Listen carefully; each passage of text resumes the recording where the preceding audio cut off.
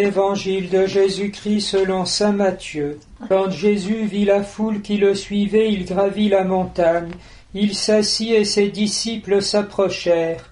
Alors, ouvrant la bouche, il se mit à les instruire. Il disait : Heureux les pauvres de cœur, le royaume des cieux est à eux. Heureux les doux, ils obtiendront la terre promise. Heureux ceux qui pleurent, ils seront consolés. Heureux ceux qui ont faim et soif de la justice, ils seront rassasiés. Heureux les miséricordieux, ils obtiendront miséricorde. Heureux les cœurs purs, ils verront Dieu. Heureux les artisans de paix, ils seront appelés fils de Dieu. Heureux ceux qui sont persécutés pour la justice, le royaume des cieux est à eux. Heureux serez-vous si l'on vous insulte, si l'on vous persécute, et si l'on dit faussement toutes sortes de mal contre vous à cause de moi. Réjouissez-vous, soyez dans l'allégresse, car votre récompense sera grande dans les cieux. C'est ainsi qu'on a persécuté les prophètes qui vous ont précédés.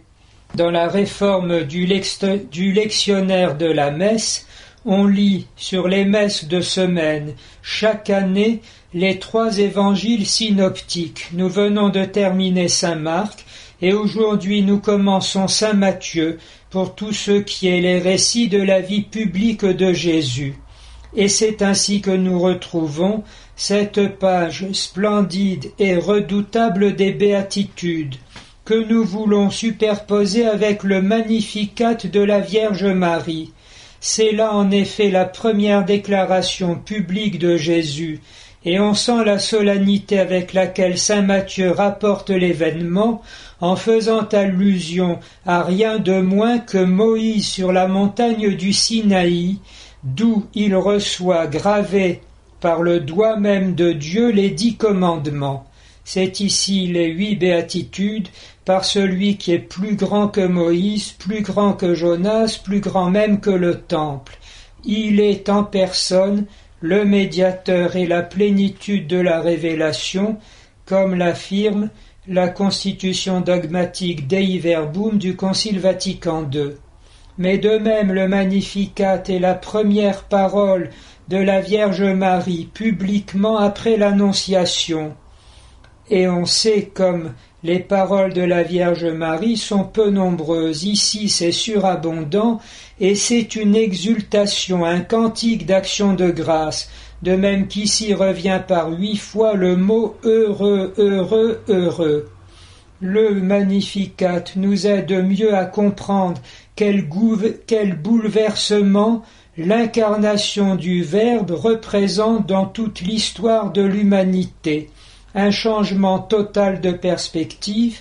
Déployant la force de son bras, il disperse les superbes, il renverse les puissants de leur trône, il élève les humbles, il comble de bien les affamés, renvoie les riches les mains vides.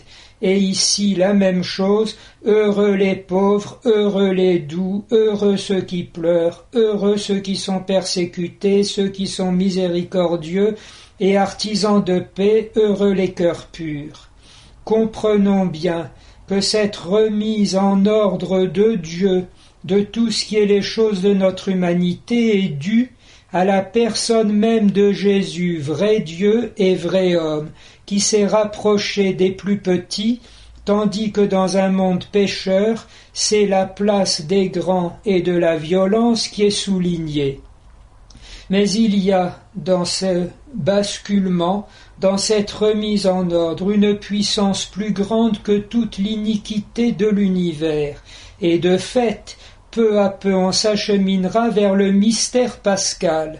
Il faut bien, puisqu'il y a le mal dans le monde, introduit par la jalousie du diable et le péché des hommes, que l'amour combatte et que le bien remporte la victoire.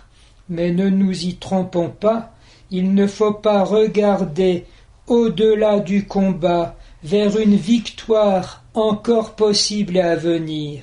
La perspective est inverse, il nous faut regarder vers Jésus-Christ et vers sa mère, autrement dit vers les puissances du mystère de l'incarnation, qui peu à peu engloutiront tout péché et même la mort.